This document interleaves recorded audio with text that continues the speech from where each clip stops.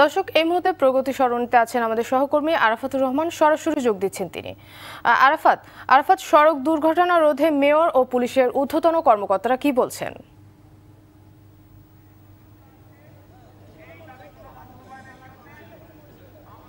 জি, আমরা আসলে আছি এখন যমুনা ফিউচার পার্কের সামনে, যে অংশটিতে গতকালকে আবরার আহমেদ চৌধুরী যে মর্মান্তিক সড়ক দুর্ঘটনায় নিহত হয়েছিলেন, সেই স্থানটিতে তার সহপাঠী এবং অন্যান্য বিশ্ববিদ্যালয়ের শিক্ষার্থীরা যেখানে অবরোধ করেছে সেই স্থানটিতে। আপনি জানেন যে সকাল থেকে আমরা আসার আগ থেকে শিক্ষার্থীরা এখানে অবরোধ করে রাখছেন। তাদের যে সুনির্দিষ্ট দাবি দেওয়া ছিল সেই দাবি দেওয়ার আলোকে তারা এখানে আসছেন।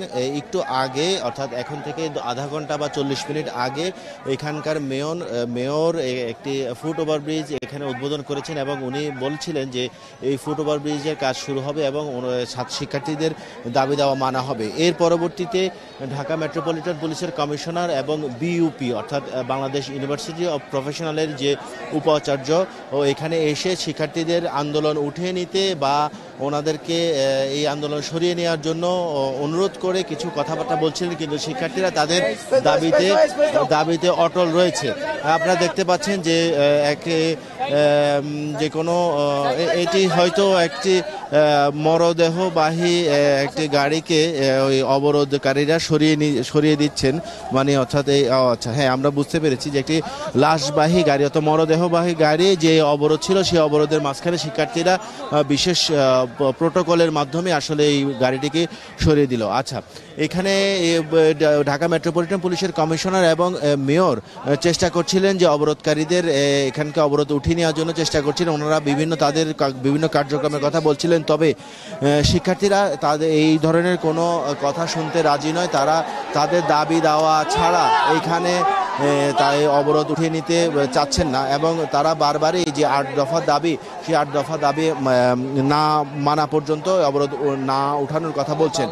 এবং তারা এর আগেও আপনি জানেন যে গত 7 মাস আগে যে আন্দোলন হয়েছিল, এর আগে জাবালে নূর পরিবহন যেই আরেকটি ঘটনা ঘটেছিল, সেই সময় বলা হচ্ছিল যে জাবালে নূর পরিবহনটিকে রুট পারমিট বাতিল করা হবে, কিন্তু সেই পরিবহনটিরও রুট পারমিট বাতিল করা হয়নি।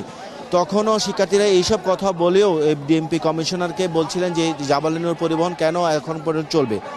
এর আগে যে সংবাদ ব্রিফিংটি হয়েছিল, সেই সংবাদ ব্রিফিংয়ে আমাদের ডিএমপি কমিশনার জানিয়েছিলেন যে সুপ্রভাত পরিবহন যে সেই একটি বাস যেটি গতকালকের ঘটনায় জড়িত ছিল, সেই বাসের রুট পারমিট বাতিল করা হয়েছে এবং সেই বাসটি বন্ধ রয়েছে এবং অন্যান্য বাস যে সুপ্রভাত পরিবহনের অন্যান্য বাস যেগুলো চলে, সেইগুলোর বাসেরও যে রুট পারমিট, অন্যান্য বাসগুলো যেগুলো চলে সেগুলো রুট পারমিট বা ফিটনেস সার্টিফিকেটগুলো দেখে সেই অনুযায়ী সেগুলো ব্যবস্থা নেওয়া হবে।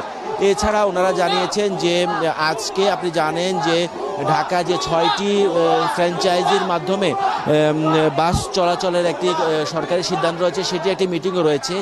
আর ডিএমপি কমিশনার জানিয়েছেন গতকালকে প্রধানমন্ত্রী শেখ হাসিনার সাথে ওনার ব্যক্তিগত ফোনালাপের মাধ্যমে প্রধানমন্ত্রী বলেছেন যে এইখানে ঢাকা শহরের মধ্যে যে ফিটনেসবিহীন গাড়ি রয়েছে সবগুলো গাড়িকে পর্যায়ক্রমে ডাম্পিং বা স্ক্র্যাপ করে সবগুলো গাড়িকেই ঢাকা শহর থেকে উঠিয়ে নেওয়া হবে।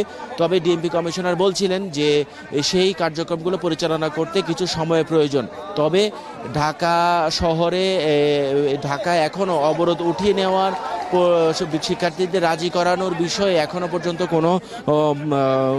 কোনো সুনির্দিষ্ট সিদ্ধান্তে এখনো আসতে পারেননি। তবে আমরা যেখান থেকে বিক্ষিপ্তভাবে কিছু খবর পাচ্ছি যে আরও ঢাকা শহরে আরও 2-1টি জায়গায় এরকম বিক্ষোভ চলছে।